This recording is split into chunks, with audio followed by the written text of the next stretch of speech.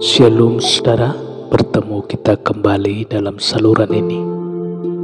Kiranya cinta kasih Tuhan, pertolongan dan perlindungannya selalu memberkati Bapak Ibu seluruh para pendengar dimanapun berada. Saudara, kita baca kebenaran firman Tuhan yang tertulis dalam Efesus 4 ayat 29. Demikian kebenaran firman Tuhan.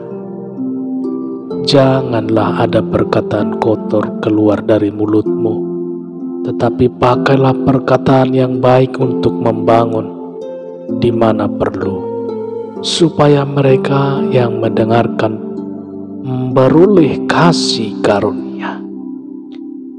Awas, jaga mulut kita, saudara. Mulutmu harimaumu. Seorang politisi sering melontarkan perkataan ini, saudara. Tujuannya sangat baik, saudara.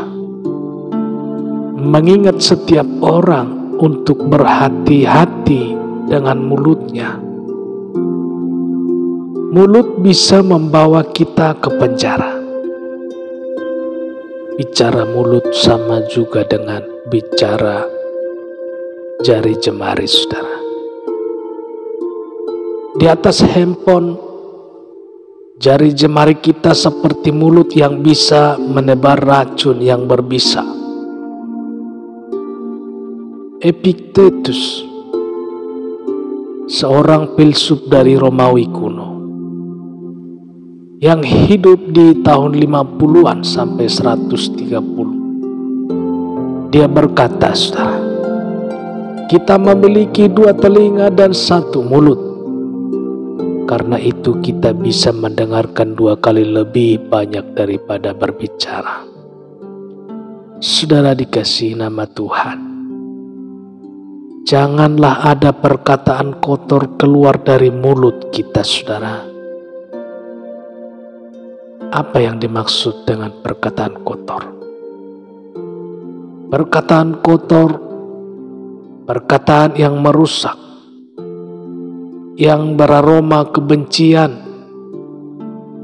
yang menyudutkan seseorang, yang menyemburkan kelemahan orang, yang menimbulkan kegaduhan di sana-sini, saudara. Menyampaikan kata-kata yang menyakiti hati, selalu menyakiti dan melemahkan iman orang lain, yang menerbitkan rasa permusuhan, mengobrol dosa dan kejahatan orang lain. Perilaku seperti ini bukanlah ciri atau watak seorang anak Tuhan, saudara. Berapa banyak konflik terjadi dalam rumah tangga, di kantor tempat kita bekerja, di antara teman-teman pergaulan kita, bahkan hingga di gereja, hanya karena kita gagal menjaga mulut kita, saudara. Nah, apa yang disampaikan oleh filsuf Romawi tadi adalah fakta yang semestinya menjadi perenungan kita bersama. Tuhan menciptakan 2 telinga, tetapi hanya 1 mulut. Kenapa, saudara? Pasti ada maksudnya. Ada tujuannya, yakni supaya kita lebih banyak mendengar daripada berbicara. Kita harus berbicara, berbicaralah yang membangun, saudara. Kita tidak dilarang untuk berbicara dengan siapa saja. Komunikasi dibutuhkan untuk membangun relasi atau hubungan, saudara. Tanpa berbicara, bagaimana orang bisa memahami maksud kita? Ada banyak masalah juga dalam berbicara.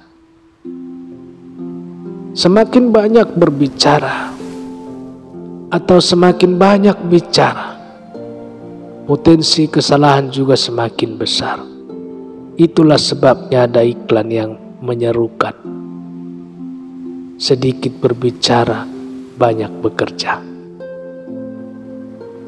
Menasihati kita, saudara, jangan terlalu banyak bicara. Lebih baik banyak bekerja, banyak karya, maka semakin banyak kebaikan yang kita hasilkan. Jika kita harus berbicara, pakailah narasi atau kalimat yang baik, yang halus, yang sopan. Intinya mendatangkan keteduhan bagi yang mendengarkan, saudara. Pilihlah diksi atau kata orang yang senang mendengarnya. Mungkin ada bos atau atasan di kantor atau di perusahaan atau dimanapun. Mungkin kita sebagian dari tokoh-tokoh, kita memberi instruksi kepada bawahan untuk mengerjakannya. Pilihlah kalimat yang menyejukkan, tidak bernada perintah, saudara. Misalnya, tolong ambil saya kursi. Begitu kata kita selalu tasan kepada pembantu kita di kantor. Ketika itu dilakukannya sampai ucapkan terima kasih. Saudara, bukankah itu sangat menyejukkan? Ada perasaan dihargai oleh majikan. Adakah yang hilang milik kita pada saat berkata demikian, saudara? Tidak ada, bukan. Supaya mereka mendengarnya beroleh kasih karunia, saudara. Teduhlah rumah kita, nyamanlah kantor kita, damailah gereja kita, jika kita berbicara bijak. Banyak orang mendapatkan kasih karunia. Maksudnya ada kuasa Allah yang tergambar dari sikap kita, saudara. Ada hadirat Tuhan yang dirasakan teman kita bicara dengan kita. Ada suasana surga yang mengelilingi tempat di mana kita bicara. Indah, bukan, saudara? Mari mulai kini bicara yang teduh, membangun, yang membawa kasih karunia. Haleluya. Saudara, demikian renungan firman Tuhan.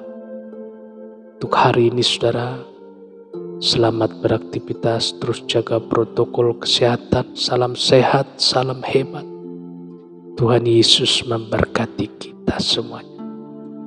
Dan jangan lupa kita bertemu kembali dalam saluran ini, saudara, untuk esok hari. Apabila diberkati dengan renungan ini, boleh membagikan kopi linknya, saudara, dan bagi kepada teman-teman, kerabat, atau keluarga kita masing-masing, supaya mereka dapat menerima berkat Tuhan melalui pendengaran firman Tuhan ini. Dan apabila diberkati juga, tekan tombol subscribe-nya, supaya ada notifikasi ketika ada uploadan video-video terbaru di saluran kami. Bisa menjadi Bapak Ibu dapatkan setiap saat. Tuhan Yesus memberkati. Haleluya. Amin.